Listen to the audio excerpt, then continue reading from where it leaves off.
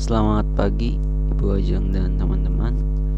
Kali ini kami ingin menjelaskan terkait biografi dari Mustariadi. Sebelumnya kami akan melakukan perkenalan.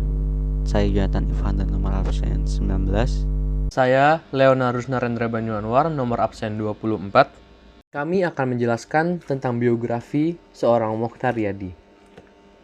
Mokhtar Yadi adalah seorang pengusaha dan bankir yang berasal dari Indonesia berketurunan Tionghoa. Banyak orang mengenal ia sebagai pemilik dari suatu usaha besar, yaitu Lipo Group. Mokhtar Yadi berhasil mengembangkan grup bisnisnya hingga ke mancanegara. Mokhtar Yadi adalah sosok yang setia dalam pergulatannya. Segala ide yang ia punya, kecepatan dalam bertindak, dan kegigihannya untuk tidak menyerah pada kegagalan menjadi terang dalam kisah hidupnya. Mokhtar Yadi lahir di Batu, Jawa Timur pada tanggal 12 Mei 1929. Saat masih berusia 5 bulan, Mokhtar dibawa ke daerah Putian, Fujian, Tiongkok. Daerah tersebut merupakan daerah asal orang tuanya. Kampung leluhur Mokhtar Yadi yaitu desa Sintian Cengkau. Di saat itu, kakek Mokhtar Yadi mengalami sakit berat. Oleh karena itu, mereka dibawa oleh ayahnya yang bernama Li Api ke kampung halamannya. Saat itu juga mereka tinggal di Malang dan mereka dibawa ke kampung halamannya di Tiongkok. Dan akhirnya, pada tahun 1935, Mokhtar Yadi dan keluarga kembali ke Malang. Selama 6 tahun mereka menetap di kampung halamannya. Mereka mengalami masa kekejaman peperangan. Saat itu pada siang hari dan malam hari, tidak ada waktu yang aman. Mereka waspada dengan para tentara dan perampok yang berkeliaran di area tersebut. Di kampung tersebut, kakek Mokhtar Yadi tergolong petani terkaya kedua yang memiliki lahan seluas 2 hektar dan juga berdagang di bidang perkayuan dan perkreditan uang. Nenek Mokhtar Yadi dikenal sebagai seorang yang bijaksana dan berwibawa, sangat dihormati dan disegani oleh para penduduk di sana. Pada tahun 1935, Mokhtar dan keluarga menggunakan kapal laut dari kota Xiamen mendarat di Surabaya. Sesampainya di sana, mereka bertemu dengan orang-orang Belanda dan mereka diperlakukan layaknya seorang tahanan. Di kota Malang, Jawa Timur, Mokhtar disekolahkan di sekolah Nanjing yang merupakan sekolah anak-anak keturunan Tionghoa dari Fujian atau Hokkien di Malang. Saat Mokhtar berusia 9 tahun, pada tahun 1939, ibunda Mokhtar meninggal dunia. Pada saat itu, ibu Mokhtar melahirkan adik Mokhtar dengan selamat tetapi tidak dengan ibunya. Sejak saat itu juga, Mokhtar dan adiknya menjadi seorang yatim. Sejak saat itu, ayahnya yang mengurusi kehidupan keluarga, serta mengajari mereka cara membaca buku pelajaran dan menulis surat. Ayah Mokhtar dulu sering mendapat permintaan dari teman sekampung untuk membacakan surat dari keluarga mereka di kampung halaman. Karena Mokhtar sering untuk mendampingi, Mokhtar mulai paham dan kadang menggantikan ayahnya. Saat itu Mokhtar masih berusia 11 tahun dan dia bisa membantu banyak orang. Ia merasa senang. Semasa kecil, Mokhtar juga pernah mencoba membeli lotre karena mendengar kisah orang lain yang menggunakan lotre bisa menjadi mendadak kaya. Tetapi setelah ayahnya mengetahui hal tersebut, Mokhtar diberikan nasihat oleh ayahnya. Kalau mau menjadi kaya, harus dengan usaha kerja keras, jangan menggantungkan nasib dalam perjudian. Pada tahun 1942, Jepang telah menduduki Indonesia. Ayah Mokhtar ditangkap karena bergabung dengan perkumpulan masyarakat Tionghoa perantau bernama Fuxing, yang penyebutannya mirip dengan Fuxing. Gerakan anti penjajahan Jepang di Chongqing, Tiongkok. Mereka ditahan di penjara dalam penuh siksaan. Kejamnya, tentara Jepang terhadap ayah Mokhtar dan tahanan lain berlangsung selama 3 tahun. Mokhtar hidup seorang diri dan ia mencoba bermain judi. Ia menggunakan harta dan segala barang milik ayahnya untuk berjudi, sehingga ia memiliki banyak hutang. Tetapi Mokhtar akhirnya sadar bahwa dia adalah korban persekongkolan penipu. Cara orang dewasa mempermainkan anak kecil. Waktu itu, Mokhtar masih berusia 12 tahun dan mereka sudah berumur 20-30 tahun. Mokhtar pada tahun 1946 ikut dalam gerakan perjuangan Xiao Kok-chan untuk menentang pembentukan Republik Indonesia Serikat. Mokhtar melarikan diri ke Nanjing untuk menghindari dirinya ditangkap akibat banyaknya penangkapan aktivis di Malang. Kemudian ia masuk ke National Central University di Nanjing, Tiongkok. Setelah menyerahnya Jepang kepada sekutu, Amerika Serikat masuk ke Tiongkok, bekerja sama dengan kaum nasionalis di sana. Pada tahun 1948-1949, terjadi perang sipil antara kaum komunis dan nasionalis yang memasuki daerah tempat Mokhtar, yaitu Nanjing. Sehingga Mokhtar pindah ke Hong Kong. Pada saat itu juga ratusan ribu penduduk Tiongkok mengungsi ke Hong Kong. Pada saat itu, Hong Kong telah dibangun kembali oleh Inggris setelah ditinggal penduduknya tahun 1941 akibat masuknya tentara Jepang. Pada tahun 1950, Mokhtar Riyadi kembali ke Indonesia dan mengalami kebijakan Gunting Saifuddin, atau yang biasa disebut kebijakan moneter. Saifuddin adalah seorang menteri keuangan dalam kabinet Hatta.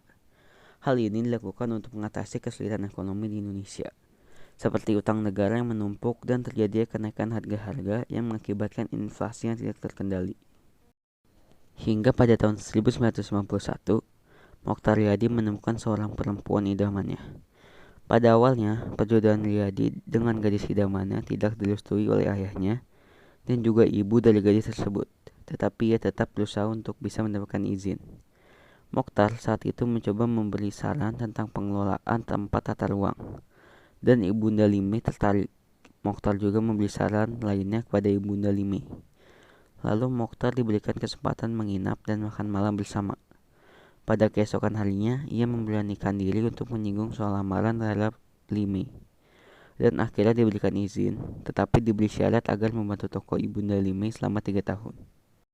Pada tahun 1954, Mokhtar memutuskan pindah ke Jakarta dan mulai berdagang. Mokhtar juga mendirikan usaha angkutan kapal barang impor dari Tembilahan dan Rengat menuju Pelabuhan Pasar Ikan Jakarta. Ketika ia masih duduk di sekolah dasar, jika ia berangkat ke sekolah, pasti melewati sebuah gedung megah ala Eropa, yang di dalamnya adalah orang yang bekerja dengan pakaian rapi dan terlenteng.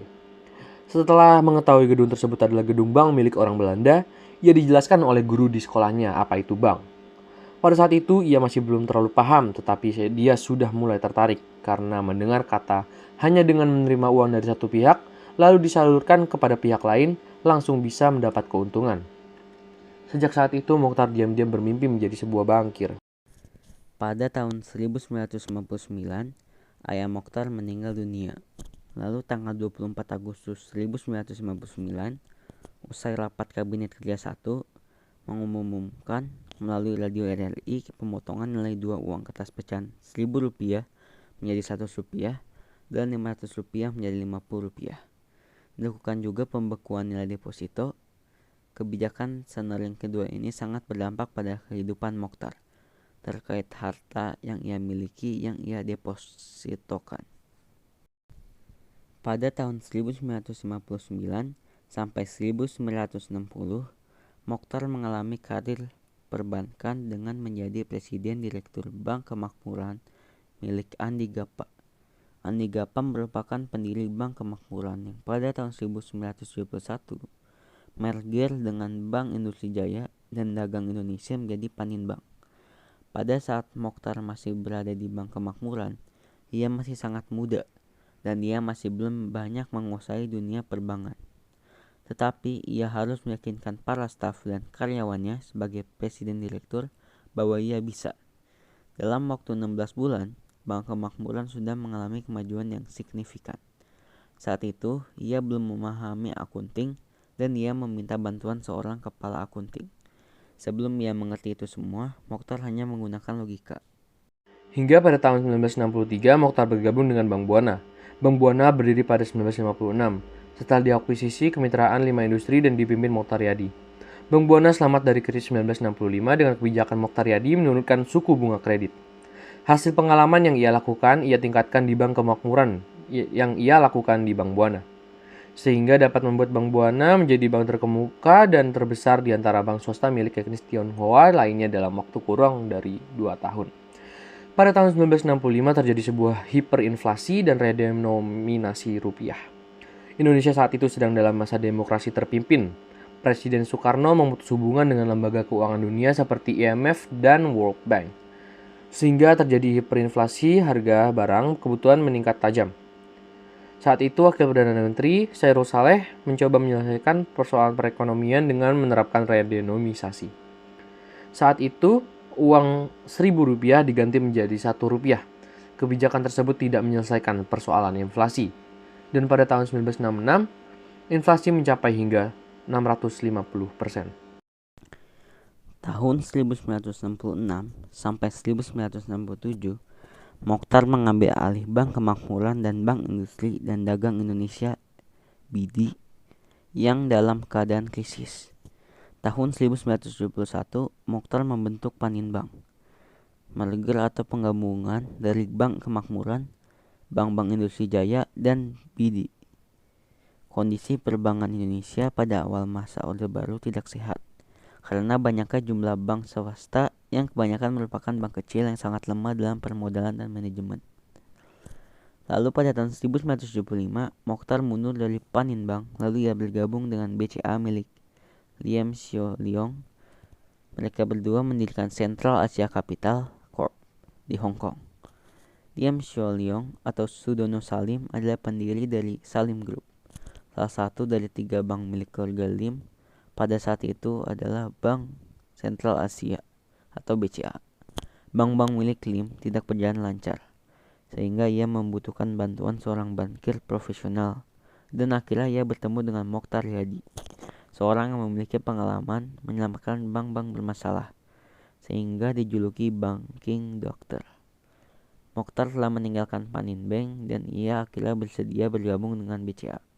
Pada tahun 1979, BCA meluncurkan BCA Card, kartu kredit pertama di Indonesia. Secara bertahap pada tahun 1980, Mokhtar membeli saham Union Planters Memphis, Amerika Serikat. Tahun 1981, Mokhtar membeli sebagian saham Bank Perniagaan di Indonesia. Pada tahun 1983-1984, Mokhtar berinvestasi di Wharton Bank Arkansas. Dan pada tahun 1985, Mokhtar Yadi memperoleh gelar doktor kehormatan di bidang hukum dari Golden Gate University San Francisco, Amerika Serikat. BCA juga membuka cabang di New York. Pada tahun 1988, Mokhtar menjadi salah satu panitia menyusun Pakto 88.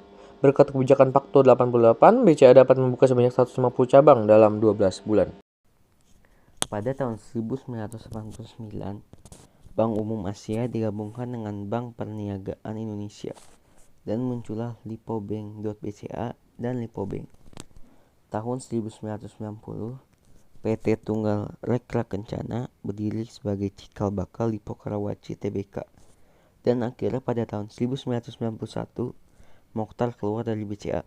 Saat Mokhtar meninggalkan BCA, aset bank tersebut telah mencapai 7,5 triliun rupiah. 3.000 kali lebih banyak dibandingkan dengan aset BCA saat Mokhtar masuk. Lalu secara berurutan dari tahun 1993 sampai 1995, Mokhtar membangun Sekolah Pelita Harapan atau SPH, Universitas Pelita Harapan atau UPH, Sekolah Dian Harapan atau SDH. Lipo Group meluaskan bisnisnya menjadi bidang pendidikan dan perguruan tinggi. Lipo Group juga membuka rumah sakit Siloam di Lipo Karawaci pada tahun 1996. Lipo Cikarang masuk ke dalam Bursa Efek Indonesia. Tahun 1998, Sekolah Lentera Harapan atau SLH dibangun, dengan semangat pelayanan untuk masyarakat dengan ekonomi menengah dan menengah ke bawah. Pada tahun 2008, UPH College dibangun oleh Mokhtar. Pada tahun 2015 ada konstruksi Millennium Village seluas 70 hektar di Karawaci, Tangerang. Dan masih banyak lagi usaha-usaha yang dilakukan oleh Lipo Group hingga sekarang. Sekian biografi tentang Mokhtar Yadi dari kami. Mohon maaf bila ada salah kata dan terima kasih.